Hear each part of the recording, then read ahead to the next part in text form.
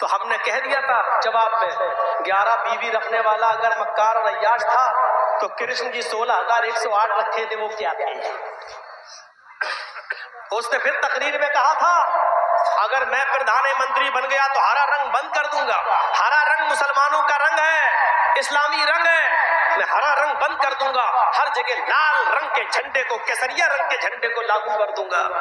मैंने उसके जवाब में कहा था, ठाकुर जी, लाल रंग से इतना प्यार, हरे रंग से इतनी नफरत, ये नफरत करना छोड़ दो, क्योंकि हरे रंग की सब्जियां खा खा कर तुम जिंदा हो, लाल रंग की चीज तुम्हें नसीब नहीं होती है। सिर्फ टमाटर खाते हो बस, और गाजर और चुकंदर, कितना खाओगे?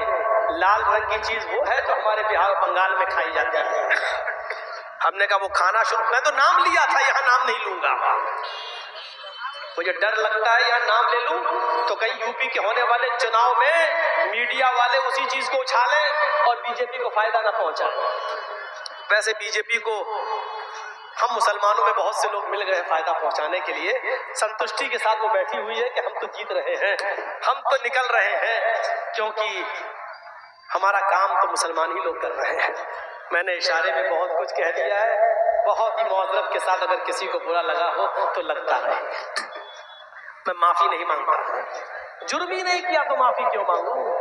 मैंने कोई गलती नहीं की बोलकर, इसलिए माफी मांगने का सवाल ही पैदा नहीं होता है। तुझे बुरा लगा है तो ये तेरी विचारधारा है, अपने विचारधारा को आगे बढ़ा और सोच और समझ, ये सोचने और समझने की चीज है। इत्मीनान के साथ बैठी हुई है बीजेपी कि हमारा काम तो हो रहा है। आपको एक राज की बात बताऊं, मेरे पास यूपी की कुर्सी संभालने वाला, उसका भेजा हुआ एक आदमी लखनऊ में मेरे पास आया और मुझसे कहता है, मौलाना साहब आप या तो बीजेपी का प्रचार करिए और ब्लैंक चेक ले लीजिए, जो चाहिए वो ले लो, खुलकर आइए बीजेपी में, हम स्वागत करेंगे पूरे उत्तर प्रदेश का, हम आपको अल्पसंख्यक का अध्यक्ष बना देंगे। मैंने कहा नहीं साहब, बीजेपी में हम नहीं जा सकते, बीजेपी में हम जाएंगे तो हमारी कब्र खुद जाएगी। तो कहने लगा, तो फिर तुम्हारे एक मुसलमान भाई भी हैं, नाम समझ गए ना, मैं नहीं लूंगा, आपके एक मुसलमान भाई भी हैं, वो लड़ रहे हैं, वो हम लोगों के बड़े विरोध में रहते हैं, फिर आप उस पार्टी का प्रचार कीजिए। मैंने कहा आपको क्यों इंटरेस्ट है उसमें? कहा कि उनके प्रचार से हमें फायदा हो जाएगा। हमने कहा नहीं, अगर मैं अखिलेश का साथ दे दूं तो? बोले अखिलेश का साथ दोगे या मायावती का या कांग्रेस का, तो जो हाल मौलाना कलीमुद्दीन का किया वही हाल तुम्हारा भी कर देंगे, जेल में ठूस दिए जाओगे। इतना याद रखना, मैं वार्निंग देने आया हूं, धमकी देने आया हूं आपको, या तो हमारा साथ दीजिए और हमारा देने से मुसलमानों में आपकी छवि खराब हो रही है तो उस पार्टी में चले जाइए और हमारे योगी जी को जितनी गाली दे सकते हो दीजिए, क्योंकि हमें फायदा हो रहा। अगर अखिलेश या मायावती के साथ गए तो जेल में सड़ा देंगे। हमने कहा जुर्म क्या किया मैंने? क्या कहता, जुर्म करता कौन है? जुर्म करता कौन है? आपको कोर्ट में साबित करना है कि हमने जुर्म नहीं किया, ये साबित करने के लिए आपको 10 साल लग जाएंगे। ये धमकी आई है मेरे पास, या तो इसका साथ दो, इसका नहीं दे रहे हो तो उसका साथ दो।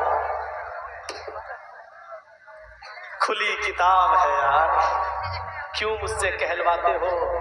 मैं बिहार में नहीं कहना चाहता हूँ, बंगाल में ममता दीदी ने पूरी इजाजत दी है, खूब बोलो, मैं देता हूँ, जाता हूँ, बोलता हूँ, नाम भी लेता हूँ, इसलिए कि जहां मेरे ऊपर केस होने का खतरा नहीं है वहां लेता हूँ, नाम भी लेता हूँ, अपने आप को बचाना भी जरूरी है। समझो, पहचानो, गौर करो, ये देखो, इस वक्त कोई तुम्हारा नहीं है, ये सच है, कोई तुम्हारा नहीं है, सच है। लेकिन ये भी सोच लो कि इस वक्त हमें अपने आप को बड़े नुकसान से बचाना है तो छोटा नुकसान आपको करना पड़ेगा। आप ये सोचो कि छोटा नुकसान नहीं, आपके पैर में कैंसर है, डॉक्टर ने कह दिया पैर काटना पड़ेगा, नहीं तो आपकी जान जा रही है। इसलिए बड़ा नुकसान यह है कि मेरी जान चली जाए, बच्चे बेचारे यतीम हो जाएंगे, और छोटा नुकसान ये है कि हमारा पैर कट जाए लेकिन बच्चे तो हमारे सामने रहेंगे। तो बड़े नुकसान से बचने के लिए छोटा नुकसान कर दो, यानी अपना पैर कटा के अपनी जान बचा लो। यही अक्लमंदी है, यही अक्लमंदी है। ये देख लो इस वक्त कि हमारा बड़ा नुकसान किसमें और छोटा नुकसान किसमें है, ये देखना पड़ेगा तुम्हें। हमारी बीवी को बच्चा हो रहा है, डॉक्टर ने दिया कि आपकी बीवी या आपके बच्चे में से मैं किसी एक को बचा सकता हूँ। जर्जीस को बच्चा भी प्यारा है, जर्जीस को बीवी भी प्यारी है, लेकिन दोनों में से एक बचेगा। कलेजे पे हाथ रखकर कह दिया बीवी को बचा लो, बीवी रहेगी तो बच्चे तो बाद में और भी आ जाएंगे, अगर बच्चा जा रहा है तो जाने दो। अक्लमंदी यही है, वरना दोनों मारे जा रहे हैं। तो मेरे प्यारे साथियों, बड़े नुकसान से अपने आप को बचाने के लिए छोटा नुकसान करना पड़े तो कर दो। इस्लाम के उसूलों पर आ जाओ, इस्लाम के ज़ाब्तों को पकड़ो। चंदे का ऐलान हो रहा तो यही चीजें कामयाबी की दलील है। मैं ऐलान नहीं करूंगा, मैं बैठूंगा नहीं, मैं आपसे रुपया लेने के लिए यहाँ पर बैठकर इंतजार नहीं करूंगा। याद रखो, एक मिसाल देके जा रहा हूँ, बिहार वालों खुशनसीब हो, बंगाल वालों खुशनसीब हो कि तुम्हारे यहाँ मदरसों पे कोई पाबंदी नहीं है। सरकारी स्कूलों में तुम पढ़ा रहे हो, मदरसे खुले हैं, बंगाल में खुली इजाजत है। हम यूपी वालों से पूछो, हमारे मदरसे बंद किए जा रहे हैं, मदरसों पे छापे मारे जा रहे हैं, मदरसे के उस्तादों पर नजरें रखी जा रही हैं, सीसीटीवी कैमरे लगाए जा रहे हैं, हमारे यूपी के मदारिस को बंद करने की प्लानिंग हो रही है। याद रखना, अगर ये मदरसे जो आप लोगों के इसी चंदे से चलते हैं, अल्लाह न करे कि यूपी वाला माहौल आपके यहाँ आ जाए, ये मदरसे अगर बंद हो गए तो कोई फिर अली मियां नदवी जैसी शख्सियत पैदा नहीं होगी, फिर कोई एहसान इलाही ज़हीर जैसी शख्सियत पैदा नहीं होगी, कोई इब्ने तैमिया और इब्ने क़य्यिम बनकर नहीं निकलेगा। याद रखना, कोई फिर अबू हनीफा और इमाम शाफी और इमाम मालिक और इमाम अहमद इब्ने हंबल बनकर नहीं निकलेगा। आप चाहते हैं कि दीन बाकी रहे, आप चाहते हैं कि इस्लाम बाकी रहे, तो इन मदरसों की हिफाजत करो, रुपयों से, पैसों से, दौलत से आप कीजिए और इन मदरसों को जिंदा रखिए। मैंने बहुत कुछ कह दिया और एक बात बता दूं, अल्लाह की राह में देने से कम नहीं होता है, अल्लाह की कसम नहीं होता है। मिसाल दे दूं, एक कुतिया कितने बच्चे पैदा करती है? 4, 5, 6, कभी कभी 12 बच्चे भी पैदा कर देती है कुतिया।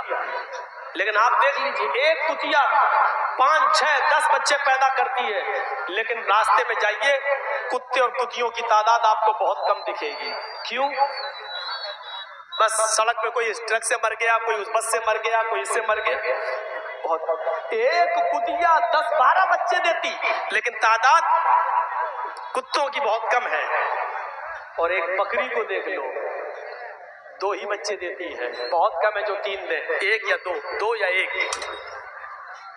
इस साल भारत के 35 करोड़ मुसलमानों में अगर 1 करोड़ भी कुर्बानी हुई और 1 करोड़ जानवरों को ज़िबा कर दिया जाए, अगली साल कुर्बानी का महीना आता है तो आप देख लीजिए कि 1 करोड़ की तादाद फिर से तैयार हो जाती है।